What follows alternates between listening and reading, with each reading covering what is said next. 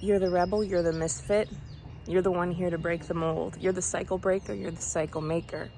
You're not here to simply shift your own consciousness, but the collective field. And this can be really lonely at times. This can be really isolating, it can be confusing. There's no one who's mapped out this territory for you.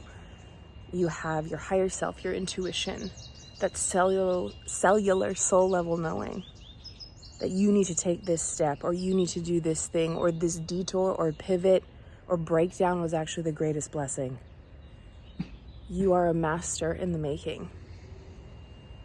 And what I love about the community we're building here is that it's full of sacred rebels, sacred misfits, sacred mystics that are even breaking the molds of so-called collective radical spaces, right? I think like as artists and creatives and actors, we're obviously disruptors, we're agents of change on the planet. But this is a new initiation of the new artistic paradigm, of the new earth, and it's calling upon you like nothing has ever called upon you before. But remember that your soul signed up for this, and honoring the very human experience of moving through all of this, of building that inner radical self-reliance, that self-trust, that certainty beyond logic, that trust in the unknown, that knowing it's somehow all going to pan out better than you ever imagined, in a more robust and abundant and fortuitous and beautiful way.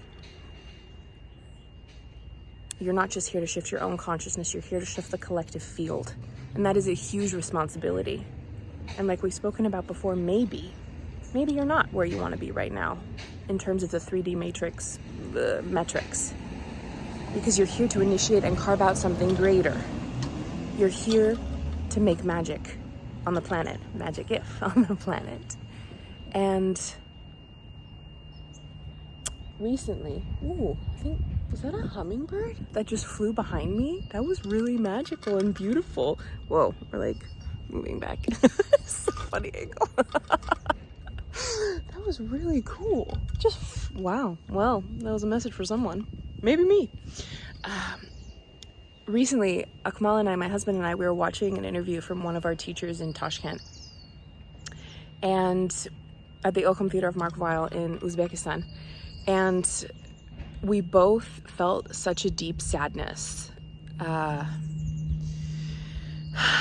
sadness to not have such direct access to this channel of wisdom, of mentorship, of support, of creative sustenance, of just spaciousness to explore, and the demand to evolve in such a capacity where you're challenged in all the best ways, and sparks of your imagination and light and creative cellular structure are turned on in a different way. And that's been a core longing I've had that I've not been able to fully articulate since I left the Ilkham Theater. It was a core longing I've had since birth, or perhaps in past lifetimes, which brought me to the Ilkham Theater. But ultimately, that's been an unspoken, deep soul need I've had since I moved back to the West, since I moved back to America. And I think it's going to be a core pillar of the new artistic paradigm, which is a huge deal, right? We're carving that and initiating that together. Because this capitalistic colonial structure is not supportive of the ensemble. It's not supportive of taking care of the partner. It's not supportive of valuing a human being. It cares for commodities. It cares for graphs and results. It cares for money. And I'm not saying money is a bad thing. Money is gifted by the Creator. It's a great thing. And we're also here to break that lineage of artistic suffering and artistic poverty and artistic hardship, and that it's hard to make money from your gifts, and it's hard to be an artist, and the struggle is just mandatory, and the more you struggle, then the more merit and integrity you have as an artist. It's total BS.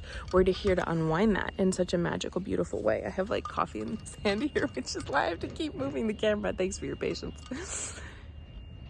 So this is no small request. This is no small feat. This is no small matter.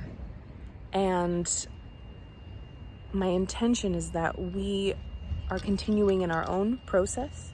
We're meeting in the collective field, and we're uplifting the other. We're supporting the other. We're witnessing the greatness in the other. We're holding the light when we're deep in shadow. We're showing up in ways that resonate with our soul versus how we've been conditioned. and something that I'm creating for this space that I have been for a bit of a while, that's been a request that kind of hit me out of the blue, and I never truly considered it. And I've just been opening myself and my heart and my consciousness to this. Is this something I really want to do? Is this something I want to share here? Am I doing it out of need or versus want, right? Am I creating this out of abundance or out of lack? Because anything created out of lack will fall at some point. But then also recognizing the moments of, oh, this is completely out of alignment with how I'm feeling right now. I don't have the bandwidth, I don't have the capacity, versus, ooh, this is a little challenging and scary in all the right ways, and it's forcing me to grow in supportive and generative ways. And thank goodness we have tools to meet those moments, like tapping, to move our nervous system back into resonance, back into alignment, right? It's not about falling off the horse, it's about how many times we get back on. And tapping is the fastest, most robust, most multidimensional tool I've ever found to do that. The sun has come out now. It's gorgeous. I was also thinking too that so many qualities, it's just such an interesting moment in my life, because I feel now at 36, I'm now in a position where these last few years of intense deep dive healing and transformation has peeled away so much trauma, so much complex PTSD, ancestral pain, old identities, conditioning, programming. I'm now at a point where I feel like my soul is like, okay, now it's game time. Now you're here. Now you've moved through the karmic patterns. You've detoxed through so many layers of density or negativity, or stuff from your family line or past conditioning and pain. And now it's game time in a new way. And like, I'm now on the planet, and I've come to the place where my soul is like, let's build from this foundation of magic if together. And it's exciting and it's scary, and it's like learning how to walk all over again, because so many of the qualities I deemed, or you might deem as part of you, are really just conditions of a dysregulated nervous system, being a really anxious person, being a people pleaser, being a procrastinator. Those are just all nervous system states that we think are part of us, and they're actually not. It's not your true essence. It's not your true core. You are a limitless being of magic stardust in the human body. And you're here to carve out and pivot and mold and co-create a new way of being, not just in what you produce as an artist, not just the results, not just the accolades, not just the applause, but in the way you do it. That in itself gets to be a masterpiece, that in itself gets to be a work of art, that in itself gets to be a gift to humanity and a representation of the dance with the muse. So I hope this lands, I hope this resonates, I hope you know that all the work you're doing has so many ripples beyond your own personal life or your small collective lineage. You're here to uplift and expand humanity. And not just what you create, but how you create it. Not just what you do, but who you are. I'd love to know how this lands in your body right now. Meet me in the comments, let's discuss. What's coming up for you in this moment? If you're new here, be sure to subscribe. If this cracks open your heart to new levels of love, give it a thumbs up. Share this video with a friend or family member who needs the message today, the upliftment, the love, the hummingbird buzzing in the background.